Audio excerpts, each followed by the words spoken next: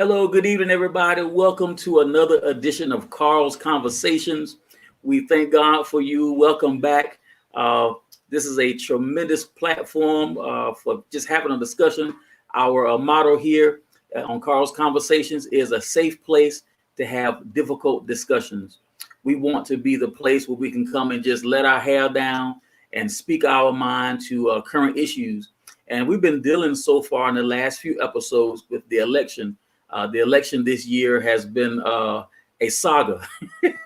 and so at this point, of course, we know there is a wrestle with the transfer of power. We all know that, and as my wife, my number one fan, she's always the first to say good evening. She'll join us at some point. As we know, usually by this time in the election, after the election, the transition teams from both parties normally are together, and the incoming president-elect is getting briefings and getting this team up to speed, excuse me. But this year, there's my buddy Gary Holland. Bless your bones, brother. Thank you for joining in. And he's on the road joining in. But this year we have a little something different. We have a sitting president who is an out-of-the-box personality. So not too much that he's done during his term has been traditional. And so I'm sure many people will agree, whether you are one of his fans or not. And there's our friend Monica Lucille all the way from Syracuse. Thank you, girl. I appreciate you. Good evening to you too. And so what I want to talk about today is this transfer of power. It seems to be slow. There seems to be some resistance. But in my opinion, it's not just a thing with the sitting president. We saw yesterday the demonstration in DC. What was it called? The Million MAGA Man March. Is that what it was? And from what I understand, after the sun went down, things got a little interesting. So this is not a Trump bashing session. One of my guests a few episodes ago, he made the comment that it seemed like it turned into that. I'm really not about that at all. I just want to talk about how weird this is. And I'm so rude, I forgot to introduce my guest. Y'all, please forgive me. I have one guest who has not been on air with me before. This is my younger cousin, April. I have pictures of her when she was about 2 years old, maybe even younger than that, with a bottle sitting on my lap when her auntie / cousin and I were dating as youngsters. And this is my first cousin, Mickey Leon. For y'all who were here last time he was here, Mickey is an interesting fella himself. And I can't wait till he starts talking, because I can just mute myself and he can take the show. So we welcome y'all. Thank you so much for joining. And I really want to talk about this. So this is an open question. Who will want to jump on it first? What do you think about the transfer of power process so far? Okay. Well, all right. I'll start off. So, I think, and I hope everybody can hear me. I think that it's embarrassing, honestly. But it's not unexpected. Anybody who's been following the last 4 years, and especially, since the pandemic has hit, Trump has been laying the groundwork to let everybody know that he has no plans on leaving office, and definitely has no plans on leaving office peacefully. So I don't think anybody should really be surprised. The news media tries to act like they're surprised and they can't believe he's doing this and they can't believe he's saying this. And I'm like, where have y'all been for the last 4 years? Really 5 years since he started campaigning. So where one thing that he has not done is lie in terms of who he is. He has shown us who he is and what he plans to do. So it's embarrassing as a nation, but it's not surprising. Yeah, I would agree. April, what do you think? I agree. Just to piggyback, I think that it's definitely embarrassing. But being the person that he is, and everything that he's showed us thus far, I'm not really surprised. Somebody actually shared a video when Obama transferred power, as opposed to now what he's going through. And I'm just like, all of this is just really unnecessary. All the recounts, just the extra beating around the bush. It's just really unnecessary. And like you said, embarrassing. Well, here's an interesting twist I have on it, right? So whether you voted for Trump or not, that's not my angle here. You know what I mean? I believe all of us have a right to vote for who you want to vote for. What we're talking about here is the peaceful transfer of power. And so this is not just a him thing. There are a lot of people who follow him and who voted for him who evidently truly believe that the election was a sham and that it was fraudulent. We do know that there have been several cases filed by his legal team. Up until this point, I only two that I know of that got any traction. The one in Pennsylvania where they did allow the observers to go from 10 feet to 6 feet. And then there was another one, I can't remember exactly what it was, but nowhere have I seen that there has been any type of fraudulent behavior. But there are people who seem to think that he was absolutely cheated. And I'm concerned about that. And you have gatherings like you did last night. And so I often wonder, is there something that I'm missing? And go ahead. No, it's not. Nothing you missing. So here's the thing for me, and this is what I truly believe. Trump himself doesn't feel like he was cheated in a way. I think he feels like he was cheated because he is a old rich white man who has never been told no and had to accept no in life. So he's wrestling with that. But he does not truly believe that he was cheated. This is a game. This whole thing has been a game for him. It's a game for him, and he's stringing his supporters along. The sad thing is that his supporters believe him. That's the sad thing. They believe him. They have believed him this whole time. They believe that he stands for something and that he's all it is. This whole thing is a game. He's a narcissist. He gets off by doing these types of things and seeing how much of a stir he can make. He doesn't care about this election. He doesn't care. The only thing he cares about this election is his ego. He doesn't care about the country. So the sad part is the people that believe him and the people that follow him. What happened in DC yesterday, that's sad and that's scary because he got 47% of the popular vote. That says that there are that many people out there who believe what he's saying, who believe what he appears to stand for. You know, he brings that out in people, and that's the thing that's scary, and that's the problem. Trump himself, whatever, you know, he's not a politician. He's different than what any other Republican candidate has been. But the scary part is what he brings, you know, is what comes with him.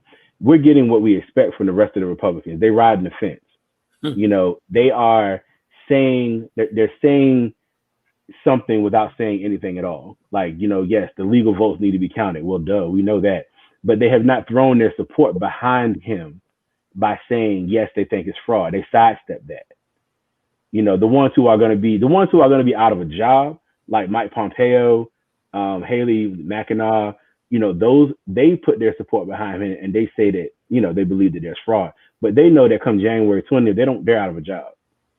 You know, the senators, even Mitch McConnell, who have been here before Trump and who will be here when he's gone, they are being very careful, most of them, about what they say. They're saying that we need to follow the legal process. Yes, we do. They're not saying, for the most part, that there was fraud. They sidestep that question because they don't want to be held accountable. They don't want to say that, especially those senators who just got their seats back. Because if you believe that there was fraud in the election and that it was stolen from Trump, but you won your seat, then you're saying that you believe that was fraud. We could open the door for you, Mitch McConnell, Lindsey Graham. I would love to look at those votes to see what happened in Kentucky and what happened in Carolina, but they don't want to do that. Right. You know, that's the thing. Trump doesn't care about this election. He cares about his ego, and he cares about being a rich white man that was told no for the first time in 74 years. Nobody's ever told this man no, and that he's ever had to accept no. There's never been a situation he couldn't buy. He can't buy this. So he doesn't understand it. He can't buy it. Daddy's money can't bail him out of it. He can't smooth talk his way out of it. So he doesn't understand this. And that's his thing. That's the thing. That's an interesting perspective. What do you think, April? I feel like Mickey hit everything on the head.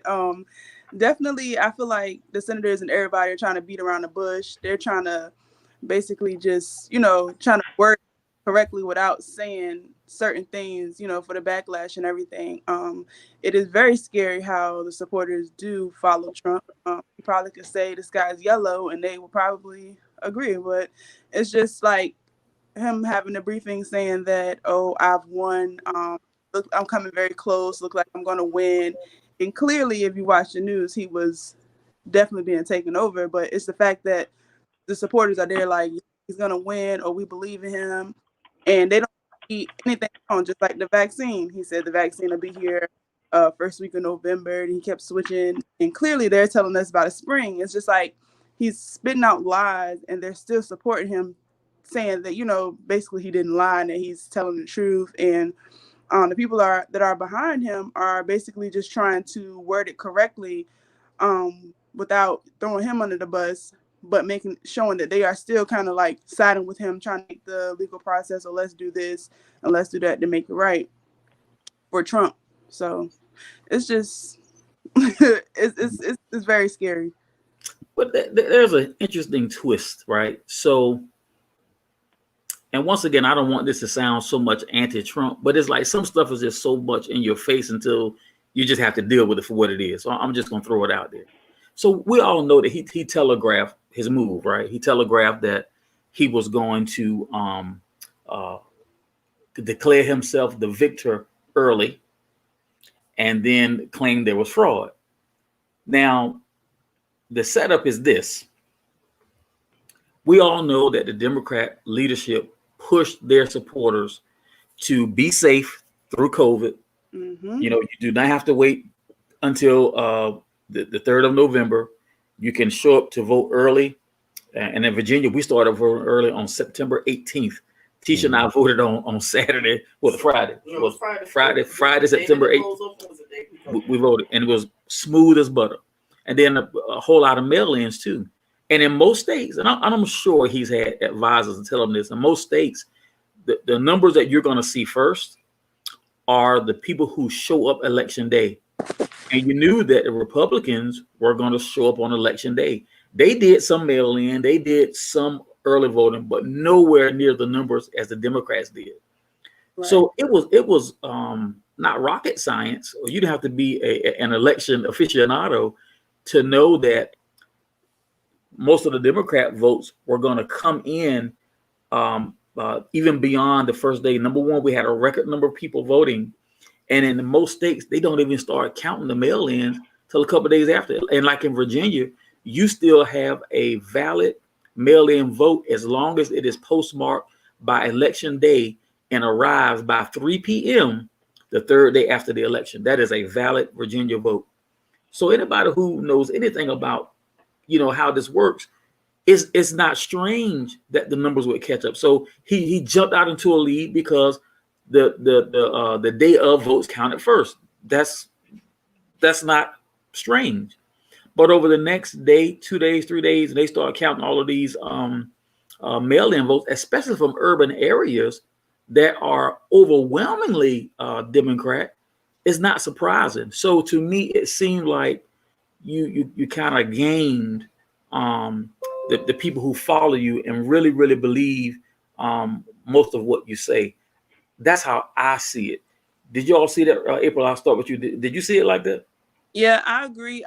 So I found it funny how as soon as we found out we could mail in due to COVID, that all of a sudden he was saying that the mail was tampered with. We were finding mail thrown in dumpsters and all this stuff. So I kind of feel like he already had a plot to go on and say, you know, to tell his voters to go ahead and go down on the so that it would look like winning. Because I think deep down he really knew that it was kind of shaky for him, you know, just to go straight in and just win. So when they were saying that, I was just like, I felt a little, you know, unsure if I should really mail in. So I just did the early voting or whatever. But it was just like he had a plot to do it. So then he's saying that it's fraud because we're still counting votes. But like you said, as long as it's postmarked by a certain day, you can still accept certain ballots in certain states. And some of them, one of them actually, they went out even longer for like military personnel and everything like that. So he was still trying to say they're fraud and all this stuff. So it's like, I kind of feel like he wanted to seem like he was on top. He was trying to create a situation to look like it was fraud, but he has no proof but just besides the fact that the actual ballots were mailed in, and it takes time to actually count them up. Right. What you think, Mickey? Yeah, I mean, I think he underestimated his in this situation. I think he underestimated his influence over his people because they did exactly what he told them to do. He told them not to mail their vote in. He told them to go vote. He said that it's going to be fraudulent. So the Trump supporters went to go vote. They went to the polls like he told them to, and he asked the question. Well, I think it might have been his son. Asked the question. Well, what happened to where are all the Trump votes? They're talking about mailing in and how the numbers are going up, just like you said. As they count, and they're like, well, what happened to all the Trump votes? From the mail in. And the news anchor even told him, like, Trump told people not to go vote, not to mail them in. So that's what happened to him. So what you saw at the polls are Trump's numbers at the polls because his followers did exactly what the president told them to do. They went to vote. The Democrats overwhelmingly mailed their votes in. I went to go vote because I didn't trust mail. I've never trusted mail in or absentee or none of that. So I said, I don't care. I stood in line for hours and hours to vote for Obama, so Right. I was like, I was ready. So I'm sorry, go ahead. No, go ahead. That was it. So this is what I'm getting at. He is behaving like he has always behaved. This is not strange at all. Mm. And I think that we can be very dismissive to say, well, them people voted for Trump, they stupid. Nah, hold up. That's because some of those people. Some of those people are your relatives. Some of them are your co-workers. Some of them you go to church with. They're not stupid. But what? And I'm bringing this in because he has some support in this slow and resistant transfer of power. That's kind of what I'm getting at here. He does have 71 million people voted for Donald Trump. Yeah. Now, 77 million voted for Joe Biden. So, that's why he's president-elect. So I'm not going to say there's 71 million stupid people. I don't believe that. What is it about him that makes people seemingly lose their minds? And for people like us on this call, it's obvious to us what the game was. I mean, I'm looking like, how did they get confused about that? I had no problem within the first 72 hours chasing down stories of fraudulent things happening. Anytime there's a contest with high stakes like this, people will cheat. That's not surprising. And I'm not banging on him for following up legally. That is his right to do. It is a responsible thing to do. If you got credible people telling you that, hey, I think something went wrong here.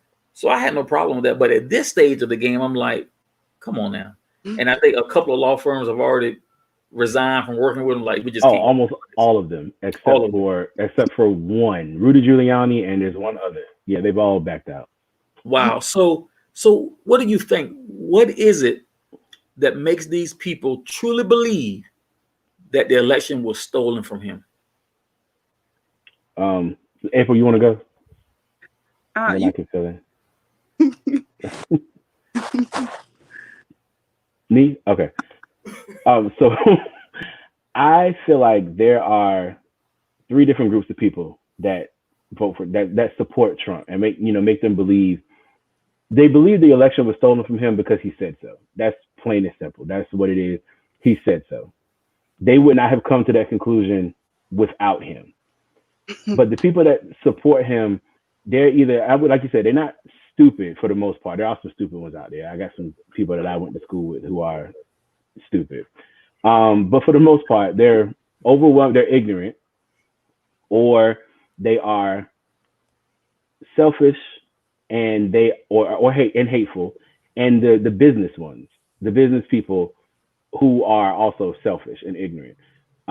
He represents for a lot of people like an old way of life, especially for his generation and many baby boomers. He represents an old way of life. That's what Make America Great Again is all about. So they believe what he says about the election and anything because he just, none of us want to let go of like our way of life and what we're used to.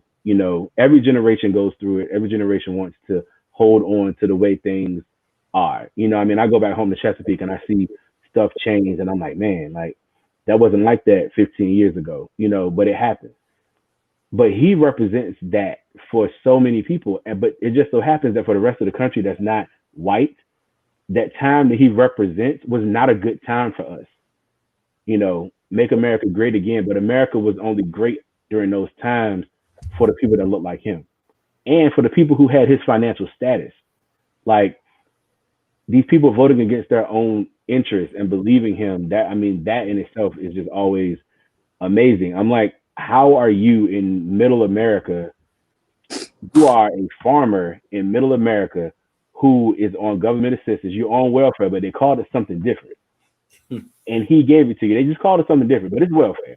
And you feel like, I'm going to vote for Trump and I'm going to believe what Trump says because he represents you and your way of life. How? He does not.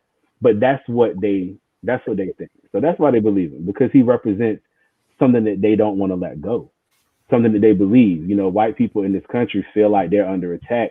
They feel like they're losing their country, and he is giving them hope that they can somehow get that back. He could shoot somebody in the middle of the street in Mardi Gras and it's not going to matter to them. They will go for it. And if they convict him for that, they will find a way to blame the Democrats for it. So, that's what I see. And I see that on the news, and I see that from Facebook, and I see that from people that I talk to. I see that in my own office at work. Wow. I work for the military, and the military is, like I said, I love the military. I love the country, all that. But I've been working in the military for the last, I don't know, has it been 15 years now? Something like that.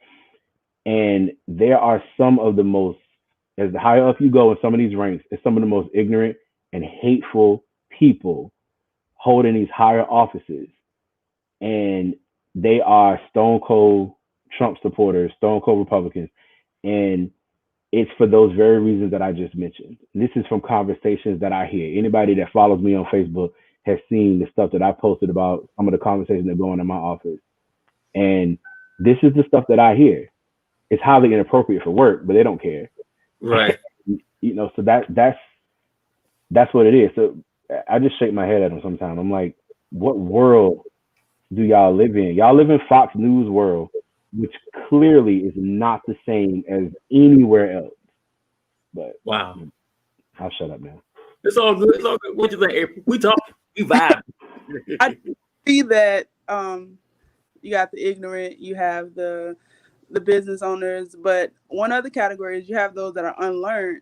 So some of my friends, or just some people that I may have grew up with or went to actual school with, they'll say something like, well, what other president has given you a stimulus check? Or, just being unlearned and not understanding what he's really done or how he's twisted things up.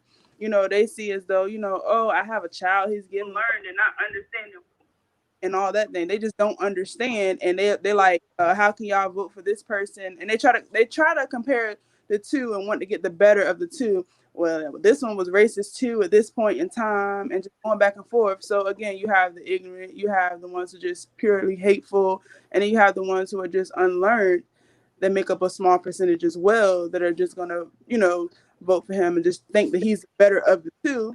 And then, like we said before, you have those Trump supporters that just don't care what he does. He could be totally wrong, but they're going to support and ride for him through it all. So it's like he's like, oh, well, he's a great businessman, so this is going to go like this, or he has this, he's got our best interest. Biden has been trying to be president for this long, and when he was vice president, he didn't do this and didn't do that. But you got to understand when it comes down to the House and the Senate and everything like that. So it's just like you said, hate, and then you have those who are unlearned. Wow. Alyssa Middleton, I love her. They turned on Fox News now. Trump is now boycotting Fox News. That's true. I'm gonna bite on that one a little later. It is so much to talk about here. Yeah, I was gonna save that one too. Yeah. So now this is something that I'm wondering to myself, and at some point I'm gonna have to go and purposely invite 2 or 3 people who are absolute, Trump supporters, so we can really, get what they're thinking. I don't believe that all of the 71 million who voted for him are thinking like those who showed up yesterday in DC, right, at Freedom Plaza. I don't think so. I think that many of them probably already see the game, and they're probably kind of looking like, what in the world? They might not tell me and you. So what are y'all thinking about that? How much of a percentage do you think, and I know this is not a scientific question, but do you think a good portion of those who voted for him at this point have a little bit of buyer's remorse because of how he's behaving, or saying, come on, man, it's time to go? You believe any of that is happening? No. You don't? No. 2016, yes. 2016, I feel like, some people voted for him and didn't know what to expect, but at this point, no. You knew what you were getting. And if you voted for him now, I've cut some people off. I'm like, yo, you voted for him in this election right now. That means you stand with him 100%. You agree wholeheartedly with everything he's done, everything he said, everything he is. There is no excuse. Unless you were born yesterday or you came out of a coma 2 weeks before the election, not even 2 weeks, 2 days before the election, and you've been in a coma for the last 4 years. Nah, they know what they bought. I would agree with that. I saw a sign and it said, finish what you started. So I would agree with that. In 2016, I think there were people that voted for Trump because of the name, the fact that he was the person that did the Miss America pageants, because You're Fired show, The Apprentice, because he did the businesses. I think people voted for him because he did not go through, coming up in, serving, in the regard of everyone else, where you were, in the capacity of being, being like a senator or what have you. It was something different. So it was like, wow, now you see that I don't, in my opinion, I don't think that was a good approach, because you have a person that did not come from that background. You really don't have an understanding of what it all entails. So you don't have that background. Therefore, you don't know a lot of the laws, what you need to do. And it, to be a commander in chief, it's a lot of holes in that, and it can be disadvantageous to the United States. And then when you have a person that, in my opinion, is a narcissist, it is really dangerous, especially when you have the codes to bombs and things of that nature. I don't think it's good at all. I'll tell you this: there was nothing about his behavior at this point that's surprising to me. I'm sure there are some people who did not think that it would be this bad. I remember very early on, after the election in 2016, many people said, they thought the gravity of the office would cause him to step up. And for me, I am disappointed, because I don't think that happened. So I can deal with the personality stuff because I know what it is. What concerns me is so many people who voted for him. And I do realize that not all people that voted for him think that he's a racist. We can agree or disagree. I'm just talking about, having an understanding. And there are some people, there were policy issues that didn't have anything to do with the racial uprising. They do not agree with the Democrat platform. And all that is very understandable to me, whether I agree or disagree. I get that. But we're talking about at this point, like I said before, the first 72 hours, chasing all of the accusations, I get it. But I'm wondering who at this point, you do realize that his legal team has pursued several things in several different states and have pretty much come up with a goose egg. So when you say he was cheated, who is they? Who cheated him? And how? Especially in Pennsylvania, when all of the counties were live streaming the count. Yeah. Yeah. I'm trying to get a measure of understanding that I don't have it. All my viewers, I promise you, I'm not picking on the brother, right? I'm trying to understand, because this is really until we understand it, then you feel kind of out back when you look at the protesters that showed up last night. Like, what is It's a it? game. You know, I understand the game from his point of view, but Right. some of them people don't think it's a game. Yeah, and that's the bad part, is they don't think it's a game, and it's because he said so. He has been fueling this fake media, fake news thing since he got in office. I mean, he has created new terms, fake news, fake media, alternative facts. He did that. So they believe what he's saying. So if they don't need proof, you know, these are the same. They don't need proof. They're like, oh, well, he says it. So then they go and manufacture their own conspiracy theories. These are the same people that have all these conspiracy theories about everything. Nothing is real. The government's doing this. The Democrats want to do this. The Democrats want to do that. I'm like, y'all, where have y'all been for the last 20 years? The Democrats are like the most docile party ever. They don't fight at all.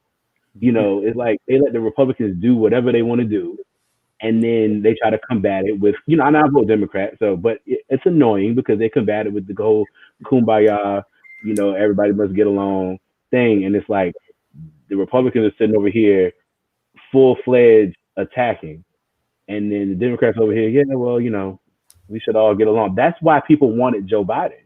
That is why initially, before Joe Biden started to run, that's why they wanted him, because he was more like the attack dog when Obama was in office. If Right. you remember Joe Biden's debate, going back his VP debate, where he took on Paul Ryan and he took on whoever the other one was. Joe Biden went at them. So he gave that spark to the Democrats that Democrats are not usually used to seeing. Now Kamala gave it in her debates this time, but that is what the Democrats have been looking for. Younger Democrats, more progressive ones, have been looking for that, because it's like the Republicans sit there and beat on you all day long, just like Trump is doing, and then you just sit there and you take it. Yeah. So the people, they just believe whatever, Trump gets them fired up, and they go for it. I think that's a big gap for me. What you thinking, April? I was just gonna say, I don't think there is a day. I think he cheated himself by having all his supporters go out and actually vote the day of, so it could look like the numbers are higher him. And then once all the mail-in ballots come in, it gives another perception, and then he's just like, oh no, I was cheated, like, so that he could draw up a storyline, because he's used to like suing to get his way through everything, because he's big money, so he feels as though he can get his way through.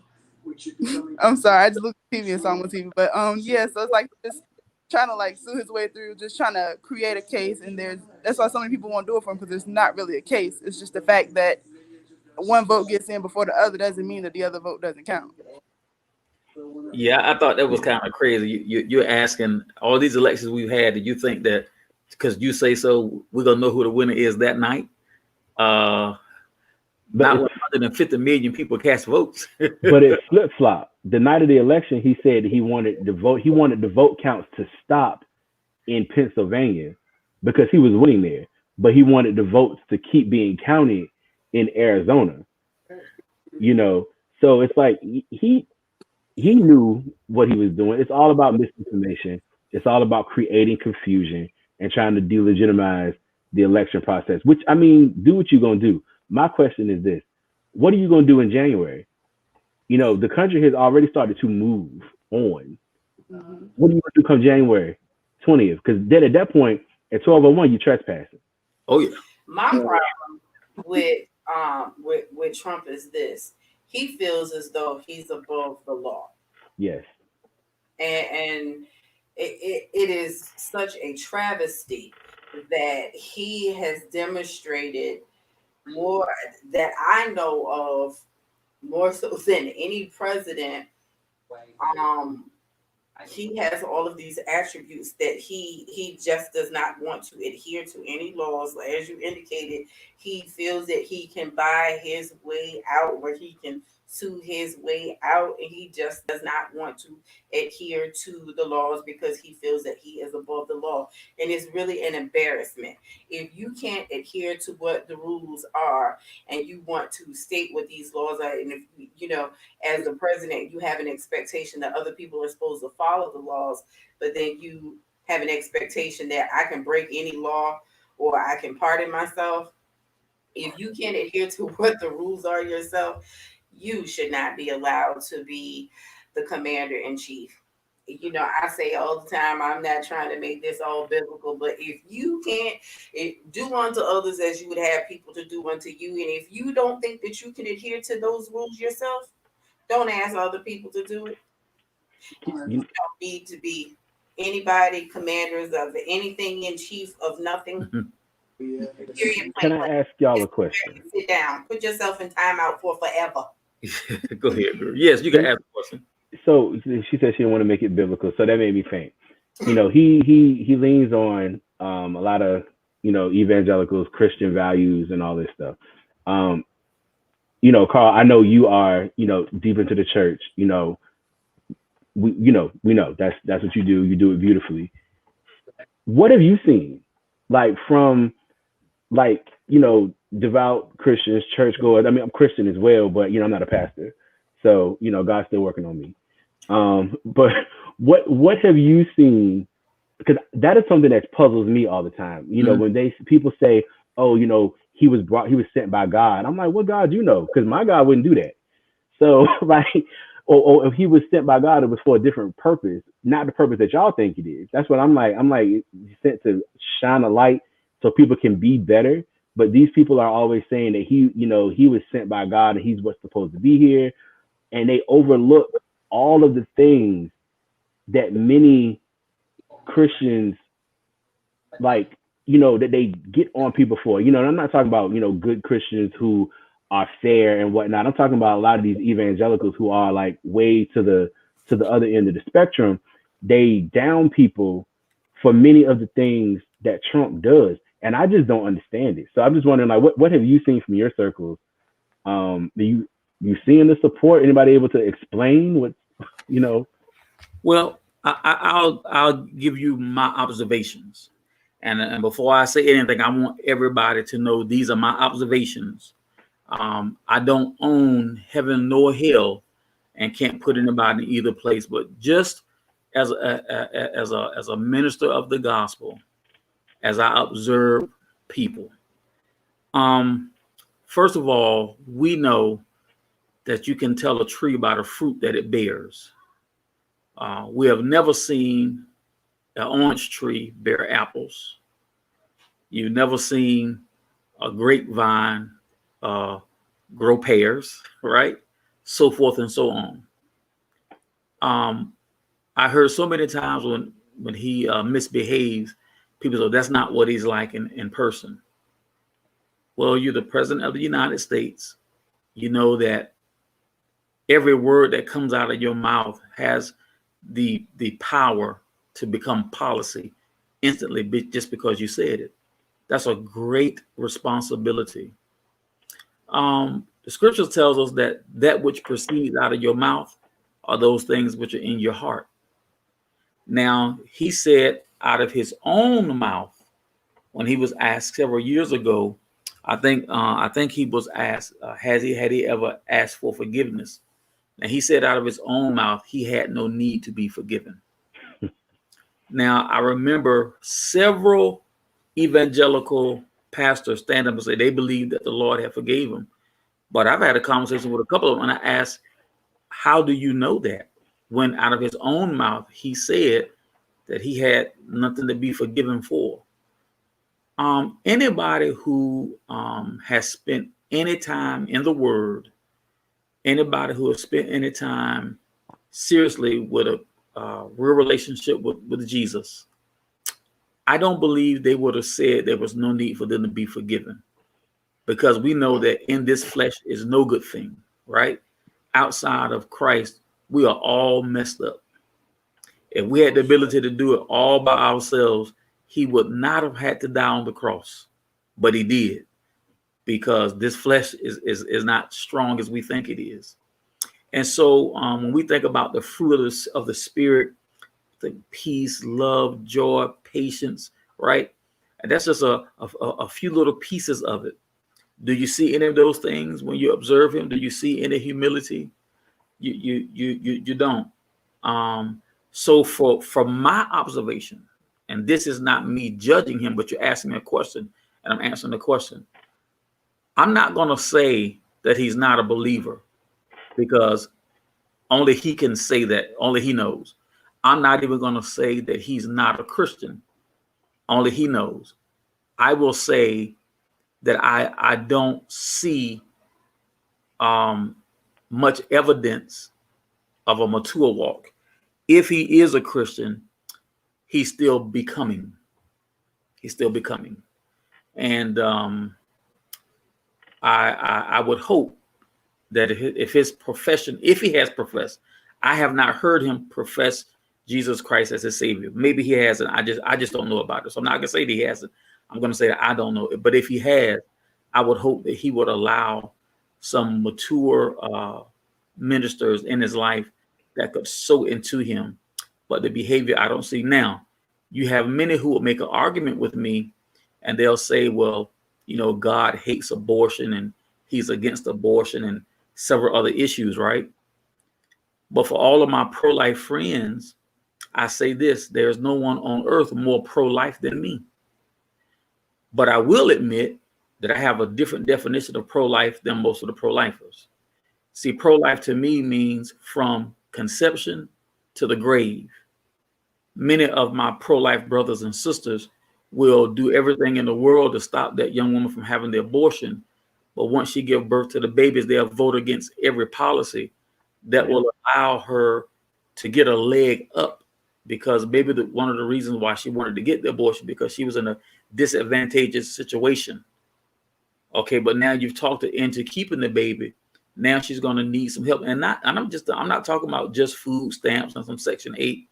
I'm talking about daycare so that she can complete that degree, all kind of things. When you deal with a person who comes from nothing, and nothing, not just material, nothing, maybe there was not even mentoring or teaching, you have a total man situation that you have to deal with, a total person. You got to deal with everything. So that's pro-life to me.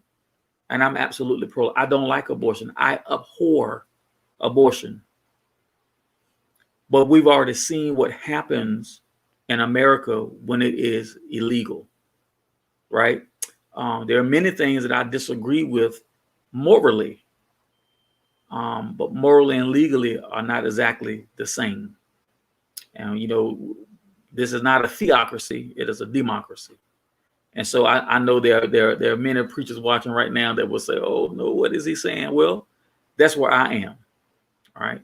And so I hope I answered your question. Now these are my observations. I'll say again, I am not speaking for the church. I am not speaking for Jesus Christ. I'm speaking for Carl Armstrong. These are my observations as someone who has been ordained in ministry for over 15 years now. Go ahead, April. I was just gonna say well put, and I was gonna say that was a great question. Oh, thank you. Well put. Yeah, there was a few people who thought it was a pretty good question, and they were giving me while I was pontificating. But that's how I really feel. I dare not say he's not a Christian. That's just not for me to say. I can say much of the behavior that I've seen. It does not reflect that. Now, I will tell you this, and I am not licensed to diagnose anybody about anything, but I am absolutely an expert on what I lived through. I've lived through a narcissist. Much of what President Trump has done by way of behavior, I called it before it happened. And it's very typical behavior of someone with that type of personality, that narcissistic personality.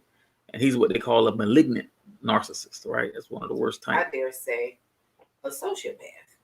Yeah, many people have called me. Now, like I said, And I didn't go to nobody's school right. either. I'm not Dr. Armstrong. I'm making an official diagnosis. These are my observations, right? And not that I'm giving him an excuse about his behavior, but it was like an analogy I was giving a person. They couldn't understand why I don't want to spend any more time with this one person who used to be in my life. And this is the analogy I had to give her. I said, it's not that I hate this person. It's not that I haven't forgiven this person. But when you handle a snake, it is the snake's nature to bite you. It's a dog's nature to bark. It is water's nature to be wet. When did you ever handle water and expect not to be wet? When do you ever confront a dog and not expect to bark? And when do you ever handle a snake and not expect the snake to bite? I expect people to behave like what they are. It is obvious to me what he is. And that's not up for agreement or disagreement. This is my observation, right? This is my observation. So there's nothing that he is doing that is surprising to me, and I'm not even up in arms about it. And if right, and if anybody listened to Joe Biden called this back at February, March. Mm-hmm. He said this would happen.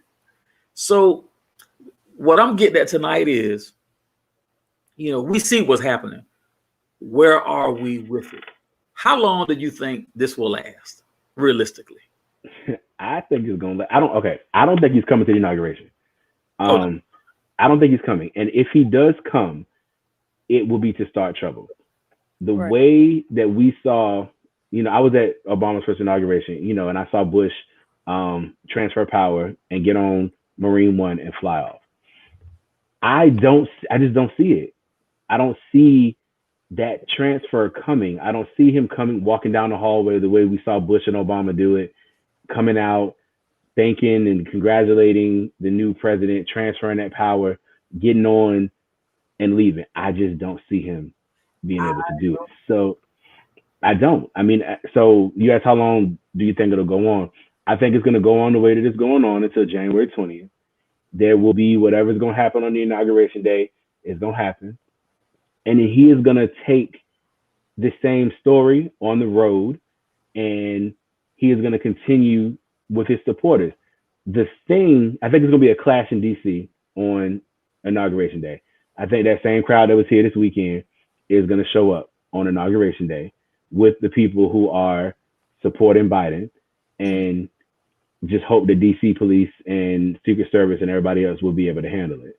Right. But what I think is going to happen, what it really is going to hinge after January 20th, it's going to hinge on the media and what the media does, because ultimately the media, CNN, MSNBC, the liberal media is responsible for Donald Trump being president for these past 4 years. The media sensationalized him. They gave him a platform when they should have ignored him and went the other way. When he skipped the debate, a presidential debate, when he was the candidate, instead of focusing on that debate, they focused on what he was doing while not at the debate. They gave him a platform and they let him spin the story about how the media is against him and against, then they're against you as the American people. They let him do that. So he got traction.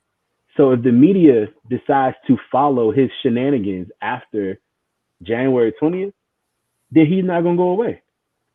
If the media, and there's speculation that he's looking to start his own media company with this, his own outlet, and that's a part of the reason why he's doing this, is so that he can keep that traction with his people, which, I mean, he'd be smart to do. It would be horrible for the country, but he'd be smart to do it. If the media continues to follow him the way that they have, he's not going to go away, for the next 4 years. And he's going to come back in 24.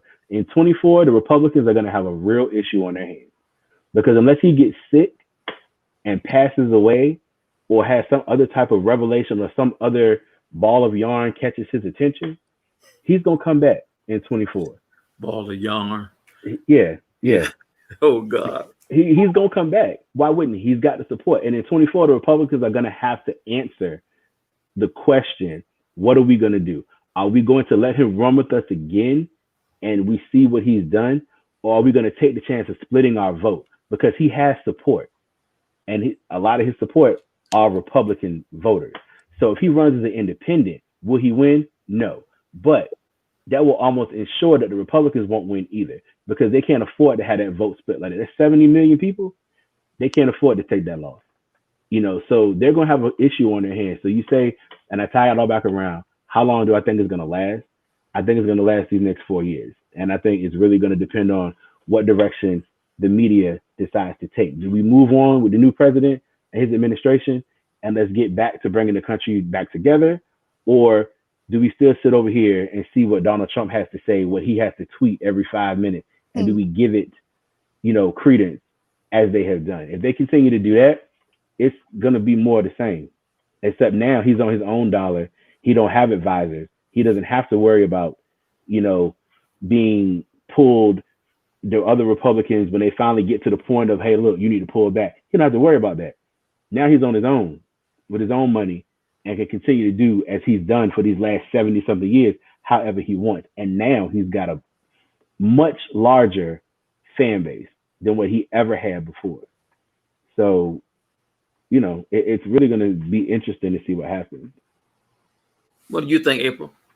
I do feel like it's going to go on for a long time. And yes, possibly as long as he wanted it to, like you said, if they can give him the platform and everything for the next 4 years. Yes, everything Biden does, he's going to tweet about it, say that he should have did this way, or if y'all would have left me president, it would have went that way. Like, he's going to try everything in his power just like you said, after in 2024, I feel like he's going to come back. Like, it's just like he's going to try to do everything, especially with his supporters. He feels as though he can do anything. So if he could, he would let it go on. He would stay in there. He wouldn't leave, and just try to keep recounting and try to find some type of way for him to win. But we know that that's not going to happen. But, I feel as though, yes, 2024. I think these are interesting observations. Go ahead. I think that he may try to make himself relevant by, having a comment on everything that Biden says, because Biden is an attachment to Obama, and he really had a disdain for Obama, so he's going to deal with Biden in that manner, and that's how I think he's going to try to keep himself relevant to prepare for 24. That's what I think. Here's something I want to hit on because I think this does play into the narrative. We saw some interesting trends in this election cycle. Number one, on the Democrat side, man, when you talk about new voters, a lot of first-time voters voted Democrat. Many of the typical Democrat votes went the other way. Trump did very well with the Latino vote. He did very well, much better with black males, young black men. He made inroads with that. Not only did they vote Republican, they joined the Republican Party. And on the other side, there were many Republicans, very well-established Republicans, who have been Republicans all their life, never voted anything but straight Republican, who voted for Joe Biden as protest to Donald Trump. I'm wondering, as part of what we're seeing with this resistance, as part of a change in the electorate, some of the changing that we've seen, I don't think they're going back. I think that I'm part of Generation X, starting with Generation X and Gen Y and what you call them, the millennials and Gen Z. We are not like our parents and grandparents. Our parents and grandparents, generally speaking, they would fit into the mold. We are mold breakers, unpredictable. You don't know, you can't always guess right with us, right? I think that's where we're going. And I think part of the reason why there is such polarity in the opposite direction is because the two-party system is no longer working the way it should work. Yes, there's always been the independent vote. You have the Libertarian Party, the Green Party, all these, but none of them since Ross Perot. I think he was the last real independent that made noise in the 92 and 96 elections. Ross Perot is the reason why Bill Clinton got elected. Bill ought to kiss him every time you see him. Yeah. But we haven't seen a third party mount interest like that. And I think that there is so much individualism with the generations beyond the baby boomers that the two-party system is no longer going to be able to hold all these different ideas. And I think what happens is, this is my opinion, we're way more alike than we think. But when it comes to election time, at the end of the day, you want the person from your party to win. So you end up getting caught up in talking points and all this and all that. And a lot of times, the radicals in both parties get the microphone. And Mickey, I agree with you 100%. There have been so many stories, not just about Trump, but other things. I'm like, why do you even give them attention? It's like the kid is acting out. I learned a long time ago, all you gotta do is ignore them. Ignore them. Yeah.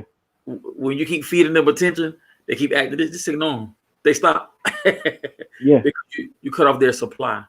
So April, I want to find out what you're thinking about this first. What do you think? You think our electorate is changing? Or do you think that it's just going to remain like it is? I feel as though it can go both ways. I feel as of now it's changing, but I feel as though maybe what's to come, maybe a dictator, whether they'll go back to the same. Definitely changing based upon everything Trump is putting us through, the way he's acting out, and then his supporters and everything. But if there is the normalcy that'll come around, then maybe go back to the same. But as of now, I see it changing. How about you, Becky? I agree. I think that it is changing. As the parties, as the voters get younger, we look at things differently. We don't fit into the mold, like you said. I feel like though there, as you said, like some of the longtime Republicans voted Democrat, voted for Joe Biden as a protest. And then, some of the younger, even Black and Latino voted for Trump. And I think a lot of that has to do with empathy.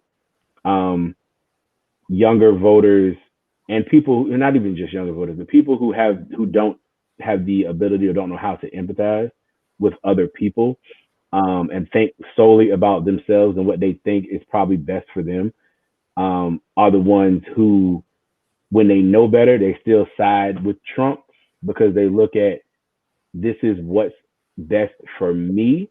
If I was to look at what is best for me and my family, I should probably vote for Trump too, because of the situation that I'm in and where I am, in terms of, middle class, all that, and all of those things. Like voting Republican would not be far-fetched if I was one of those people, but that's not how it works.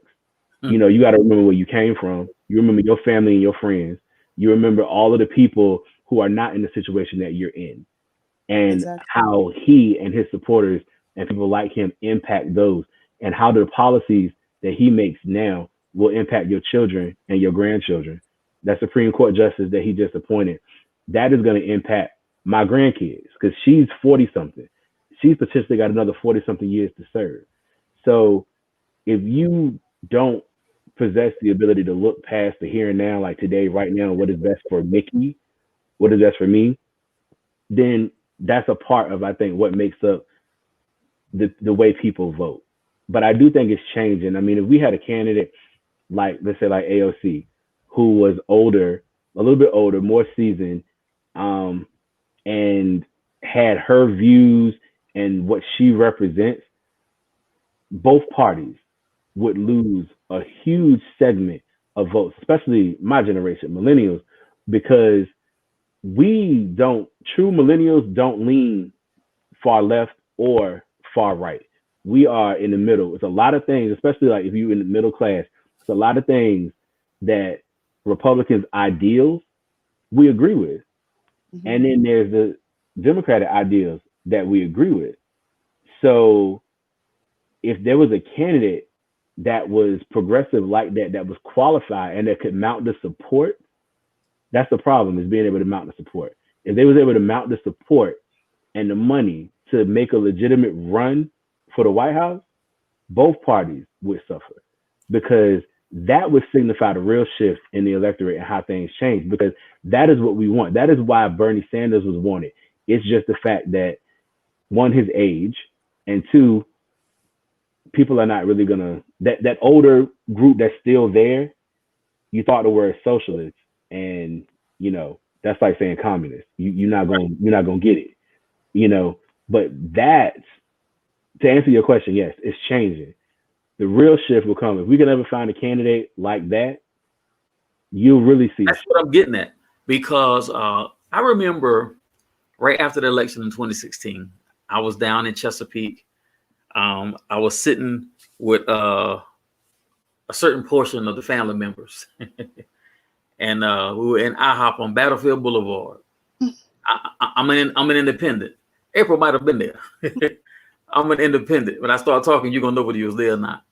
So I'm much like what you described, Mickey. I see stuff on both sides, and I'm like, yeah, that makes sense to me. And I also see stuff on both sides. It's like, oh my God, this is why I don't belong to neither one of the parties, because I can't get with that. But I said then, if I'm a Democrat, I'm really thinking, this is why. We keep throwing the race card out there, but listen.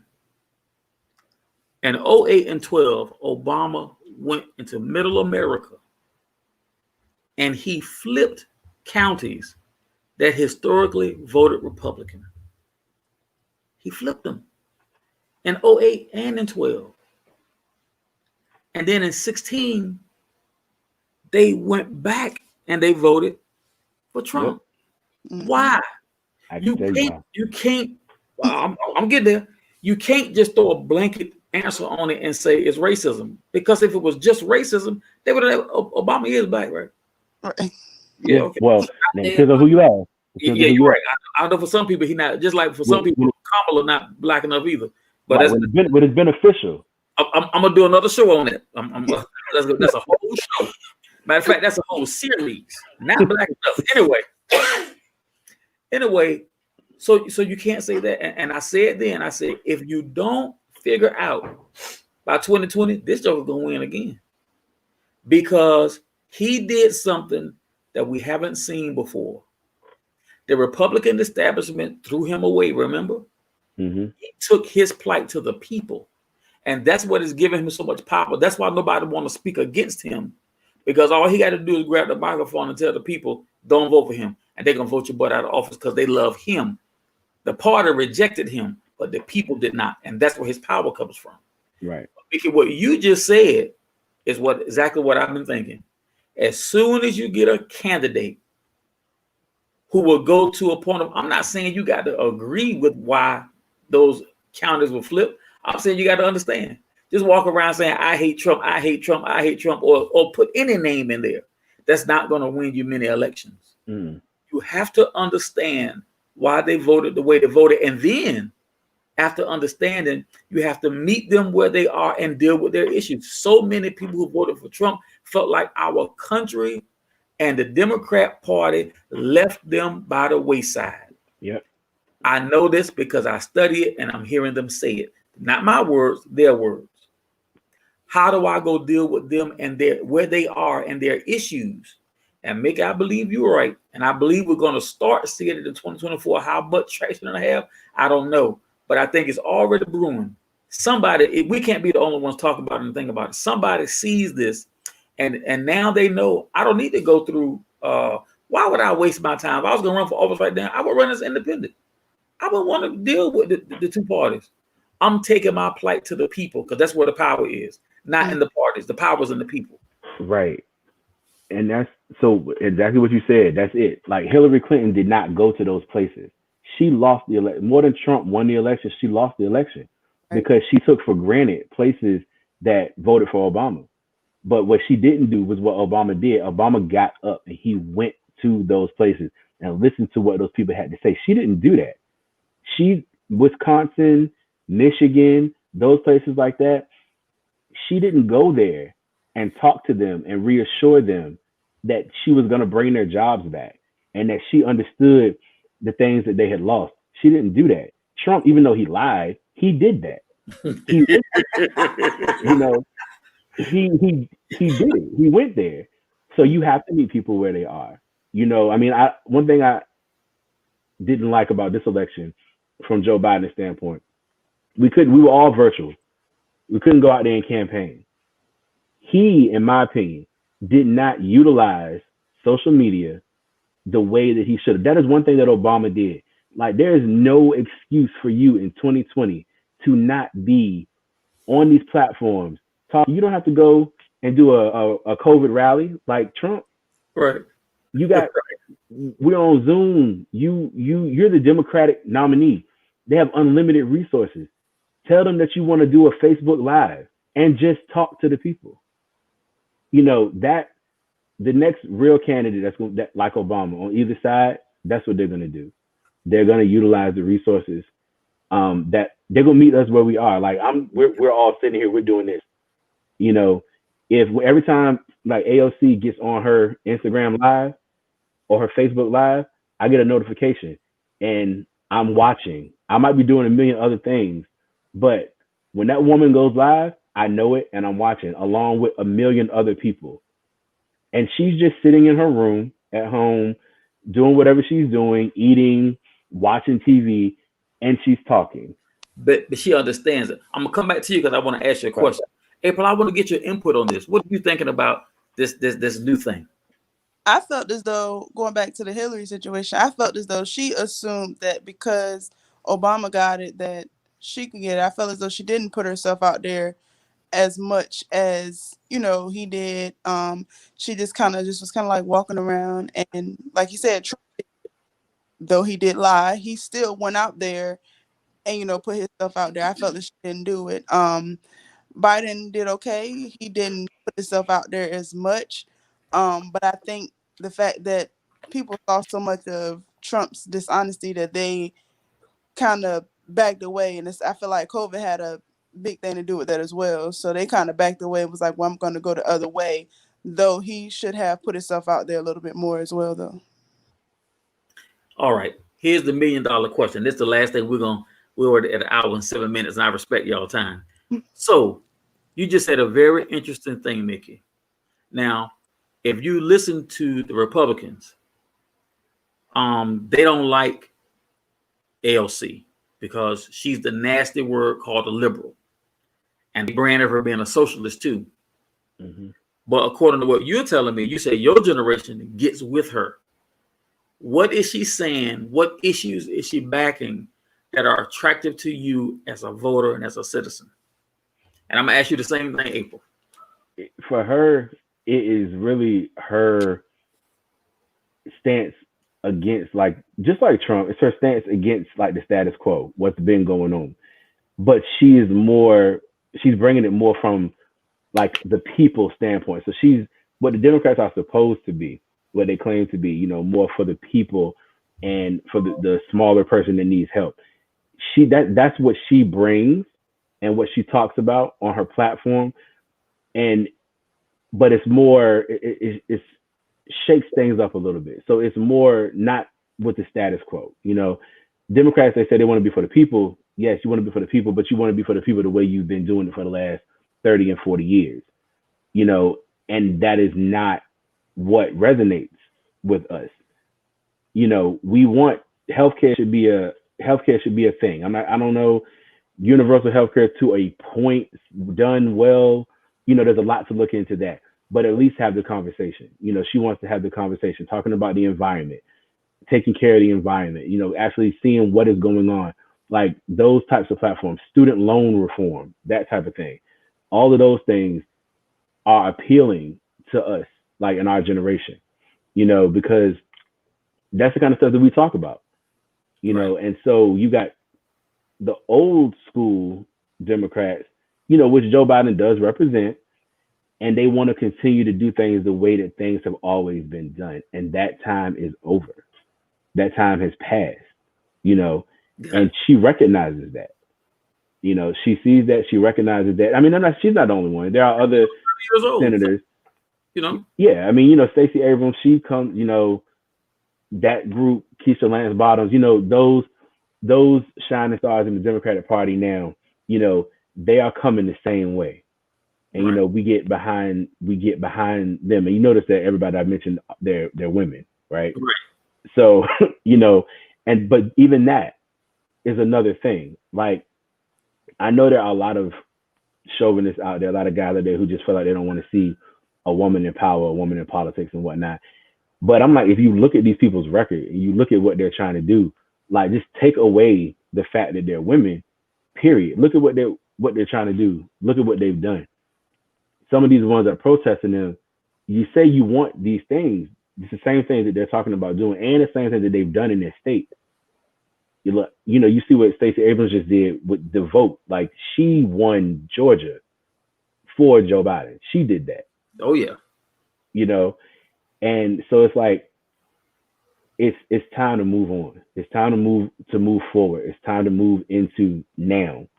If this is stuff that we really want to happen, or is it just something that you're just talking about? You know, but when you find that one candidate, it's going to be a game. Both parties are going to be looking, and I think both parties are going to get caught on the side, like what happened when we were telling you. April, I want to know, are you having some of the same observations about AOC, or are you in a different place? Yeah, I definitely agree, and I do feel a lot of people are intimidated by, you know, the women. They're looking at it like, oh, well, female perspective. I don't hear female, but they're not taking and understanding what, you know, what the people are really saying. You got to understand from the people's perspective and understand what we have to say, and not just go by the stereotypical type of ways, the ways everything's been going, the old school way. You know, it's just more so about what the people are saying now. Are you listening to what we're saying, our concerns, you know, what we feel needs to change, and things of that nature? I got it. All right. So listen, we're going to wrap here in just a minute. But what I want to do is give you the microphone, and anything maybe we didn't cover that you want to get off your chest, just take a few minutes and do that before we roll. And I'm going to start with you, April. I feel like we addressed a lot. It's my first time on Carl's Conversation. Yeah, you're a superstar now, baby.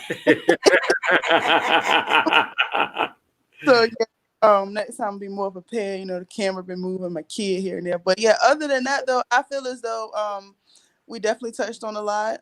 Very interesting, very informative. And yeah, I look forward to more to come, whether I'm on or just, you know, watching. But I definitely feel like we addressed a lot, and definitely enjoy hearing what Mickey had to say as well on different perspectives. All right, cool. We'll definitely invite you again. Okay. All right. I mean, I agree with what April said. We covered a lot. You know, and I feel like April's perspective was absolutely, you know, awesome.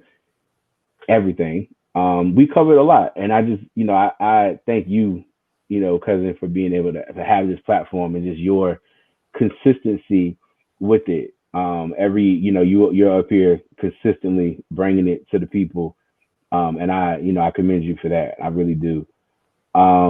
It takes work to do that, and I feel like for people who are still looking to understand, you know, like why is Trump doing this? I mean, we covered it. You know, he's doing it. It's for him. It's a game for him. You know, it's a game. And as a country, we just need to move on. You know, move on. You got to ignore the toddler sitting in the White House. Like, you just we got to keep it. We got to keep moving. You know, he's like a giant child, and you just cannot give. At some point, you got to put him in the corner and just be like, you know what? I'm gonna let you finish. You just gonna finish over there. The rest of the country, we gonna go ahead and do. We hear you. You good. We hear you. Yeah. You know how we do our kids sometimes. You know, they saying we don't know what they're talking about, but we just agree. We just be like, yeah, I got you, and we just keep doing. That's what we have to do, like, as a country, because if not, we're gonna stay in the same cycle for the next 4 years. And Joe Biden is 78. You know, 4 years, I'm not wishing anything bad on the man at all, but I'm just being realistic. He's 78. The presidency ages people is stressful. You see what it's done to everybody, except for we don't know what it did to Trump because his spray tan stayed consistent. So shout out to the people that do his tan. But everybody else, everybody else, it has aged them. So in 4 years, we don't know what we'll be dealing with Joe Biden. He may not want to do it again. Kamala Harris might be the nominee in 4 years. We don't know. So we just have to, you could be the nominee. I mean, hey, look, if Trump can do it, anybody can do it. Right. You know, I'm out here considering. I'm like, you know, I mean, Kanye's doing it. But hey, I might have to get out here and do it. But overall, I just say, you know, everybody just needs to move on. But thank you, Carl, for providing the platform and the consistency and, you know, doing what you do for the people, for the family and everything. You know, and I love being a guest on the show. I really do. And yes, like what Monica said, she said reality show. Reality TV show on the air at the Yeah. Woo. It is. I mean, if you think about it, and I'm gonna end it here, but if you think about it as a country, Trump may not be what we needed, but he's what we deserved at that point. We voted him in. We did. You know, everybody's action, everybody from Hillary not campaigning to ignoring the votes to the I'm just not going to vote people. You know, my vote doesn't count. And as we're seeing right now how much, you know, those votes count. You know, you vote for your independent people, but Joe Jorgensen got 70,000 votes in Georgia. And just think about if that 70,000 or even 50 or even half of those votes had have gone split to either party or gone one way or the other, you know, the conversation could be a lot different. Yeah, absolutely. It could be a lot different. So it's like, just people got to wake up, man. I mean, they got to wake up. Wake up. You got any parting shots, baby? Vote. Not only vote and the main vote, whatever your local elections are, please go out to vote. You need to pay attention. It is very important because it affects you and it affects your family later on down the line. So it is imperative. Let me say this, and I want to look right in the camera when I say this. This is very important. It kind of piggybacks what Tisha just said. Number one, we got to vote. Okay. If you did not vote in this election, no problem. The election is already behind us. Register. Do not wait until voting season to register. If you live in Virginia, we're going to have a vote for governor. I think it's in either May or June. Register. If you are a felon who has done your time, you can petition to get not only your voting rights, but your civil rights back. In most states, you lose your civil rights. You can get them back. Vote, but we have to do something beyond voting. We must stay engaged. There are so many organizations that help keep you engaged. Some of them are the stalwarts that have been around for a long time. But this year, so many grassroots organizations sprung up, and Tisha and I are a member of several of them. And let me tell you, the work we have been doing in those groups is very rewarding, and it keeps us engaged. And I would tell anybody who is looking for something, please contact me.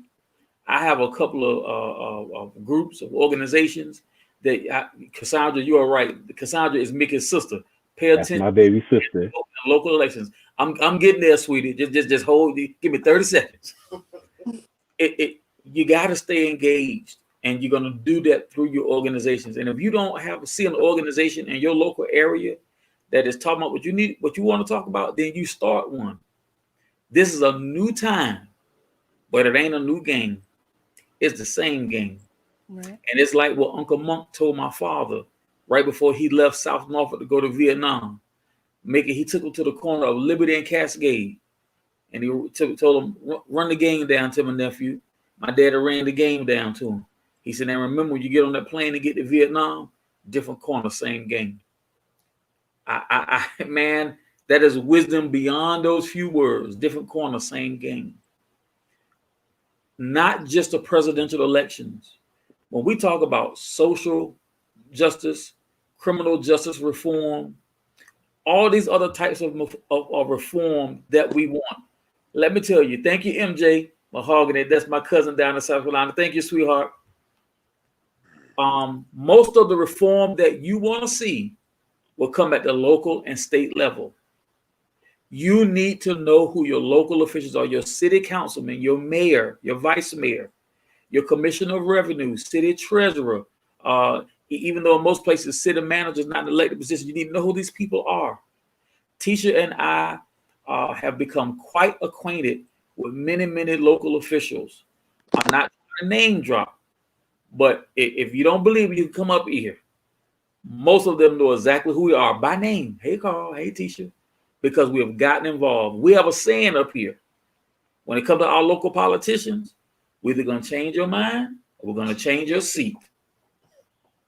But you can only do that if you're present, if you're consistent, and if you're engaged. You must vote. You must stay engaged so you can hold the politicians accountable to the promises that they made you. Mm-hmm. Let me tell you, in politics, numbers are king. You don't believe it? Show up at your next city council meeting, your next county commissioner meeting with 10 or 15 people and say, this is what we want. Watch what happens. They're going to jump. Because they know if they see 15, there's probably 150 behind you. And they let them know, we registered now. We vote here. They're going to listen. The power is in the people. And when we wake up, like Mickey said, and realize that, we'll get a lot of things done. It ain't about what they doing. It's about what we're doing. And we have to be responsible. Did you have something, April? I had one more thing. Go ahead. I had one more thing. Like you said, holding people accountable. This is the last thing. So a lot of people have been talking about, Joe Biden, he got in office. He promised, student loan forgiveness. And people are saying, okay, he laid out his plan for the first important things. And people are like, oh, well, where's Black agenda? What are you going to do for Black people? And so I just want to say, because I've had this conversation in many Black circles, the reason that people feel like politicians leave Black people behind and don't do this or whatever is because we are one of the only groups who consistently never have anybody to lobby for what we want. We don't come together and say as a group, this is what we want to do, and then have somebody fighting for those issues at the higher levels all the time. So that is why politicians overwhelmingly don't seem to do anything. I mean, they do a lot for Black people. We just don't seem to realize that a lot of the stuff that are put in place it will help us if we actually realize what it is. But we don't have people who are fighting that fight at those levels all the time. People like to cite, gay rights and the stuff that passed with Obama.